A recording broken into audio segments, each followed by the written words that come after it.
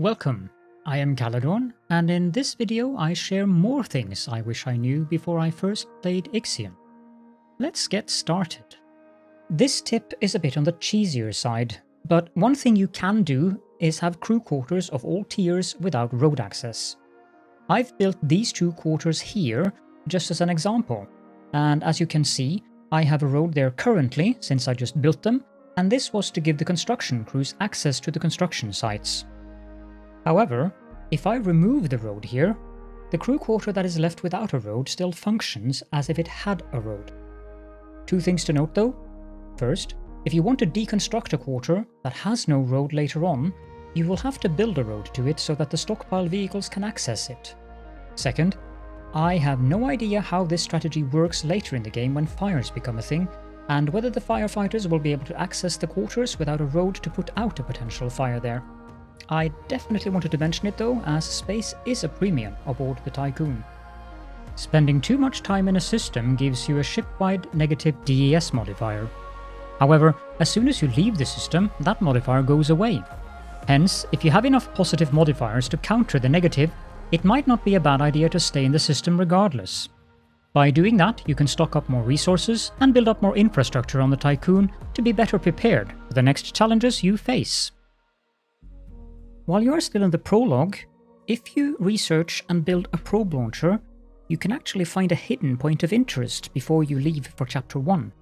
I'm not going to spoil what it is, but I thought that I'd mention it.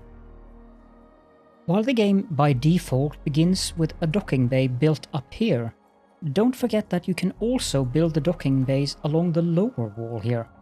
That also gives you the benefit of not having these 8 red tiles here underneath the sign, so I actually prefer to build the space buildings on the lower wall instead of the upper one. If you're not sure what direction a building is facing, all you have to do is go into the road construction tool, and the little arrows will tell you. If any of the arrows light up green, the building is connected to a road, whereas if all of them are yellow, you know that the building is unconnected. This tip kinda feels a bit weird to include, but nonetheless, I am including it because of my own experiences of, I think I know how this works, only to discover that I was completely wrong. Don't forget to read building descriptions and tooltips in the game, as they do contain various information that is quite critical. One very good example is this tooltip here. It tells me just how much water I need to produce just how much food the field produces from the farm. IXION has a lot of information and systems that you need to manage, and it can be quite overwhelming, so that's why I included this one.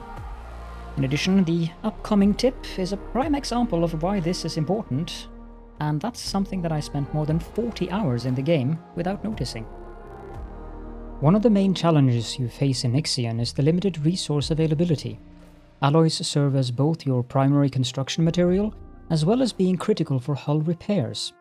One way to get more bang for the buck with your alloys is to turn your hull repair off and on. As the EVA Airlock screen says, the higher the hull integrity is, the longer it will take EVA airlocks to identify new breaches to repair, lowering their efficiency. My EVA airlocks are currently running at 86% efficiency, because my hull integrity is at 463 of 800. So, while a bit micromanagey, this is a good way to preserve your precious alloys. Eden will let you know with an audio warning if your hull integrity drops below 50%, which is a good cue to turn it back on if you have it off. You do not need to house all your people. There are 4 different types of housing available in the game with varying quality, and you get different stability modifiers from each of them. The stability modifiers depend upon percentages, and that is the key here. You will not get a negative modifier for homeless people unless you have 25% or more homeless people in a sector. And the positive modifiers you get from housing, with the cell housing being an exception since all that does is remove the homeless modifier, depends on how good housing you have for 75% or more of your sector population. In this sector here, I have 202 population, where 182 of them live in domotic quarters, the highest tier quarters. That gives me a +3 from people living mostly in domotic quarter happiness modifier, even though 20 of them live here in this cell housing. When you start Chapter 1, if you have not already built a probe launcher, make it a priority to build one. You want to look for resource deposits and various points of interest in the system as soon as possible, so as to gather resources and science. I recommend finding at least one iron deposit close to the Tycoon's position quickly, and of course make sure that you have a mining ship which is set to mine iron active in a space dock. After that, I recommend that you look for points of interest so you have locations to send your science ships to. This tip also applies to when you enter a new chapter and thus are in an unmapped new solar system. There are many tech upgrades in the game, and it can be challenging to decide which ones you want. Thus, I thought I'd mention some that I find very important to get as soon as you can. The most important ones are for the tech lab, namely the Assistant Promotion upgrade and the Intelligent Lab upgrade as soon as that one is available to you. The default production rate of science for a tech lab is 1 science every 30 cycles, whereas with these upgrades you actually get decent passive income of science. I also consider Infirmary tech upgrade, namely the Reorganization of Care, very important, both because of its immediate effect of adding 5 beds to each infirmary, but also because it is a prerequisite for the next tech upgrades on this list, and that is the crew upgrades. Additional beds gives you 30% more capacity on the crew quarter buildings, including the optimized and domotic quarters. And additionally, I like to get optimized quarters early on too, since saving the building space and giving your population a +2 happiness modifier if 75% or more people in a sector are housed in these is great. Finally, an honorable mention is to consider upgrading the electronics factory, since you need a lot of silicon to make electronics, and you won't find much of it in Chapter 1 and 2 at least.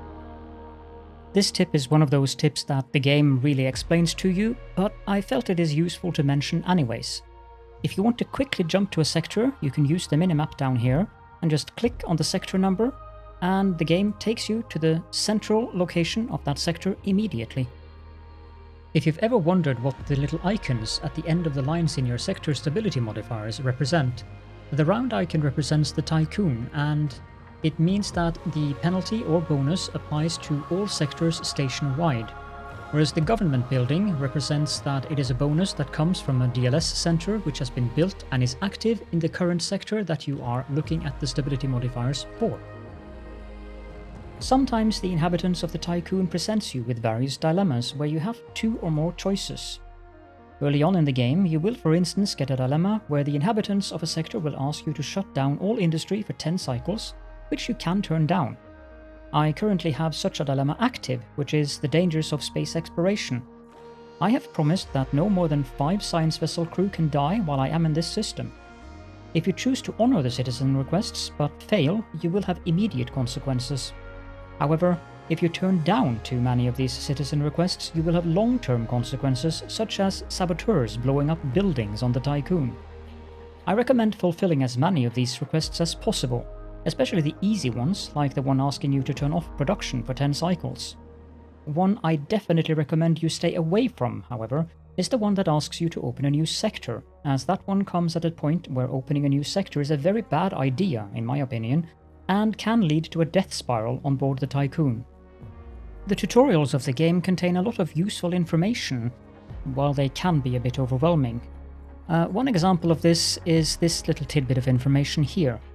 Each sector has a constructible area of 1,680 tiles, 56 by 30 tiles. I thought I'd mention this because I actually spent the time counting this manually, and I thought I'd save you the time.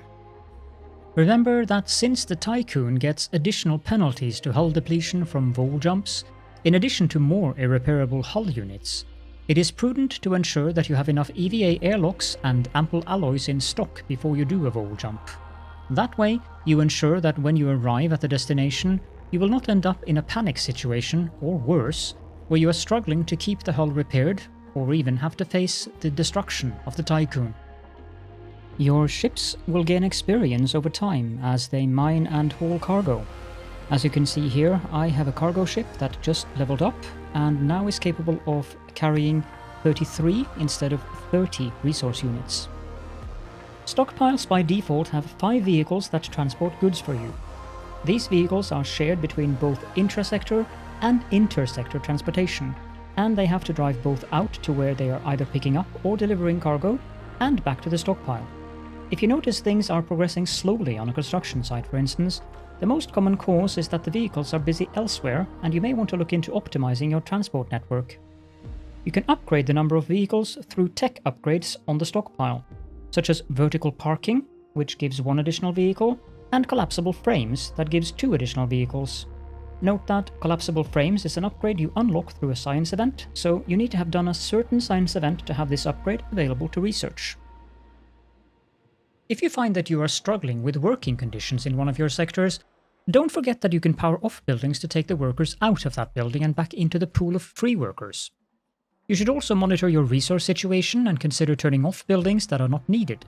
Say for instance that I fill up all of my alloy stockpiles in this sector, then it would be rather pointless of me to leave this steel mill here running since it takes 30 workers.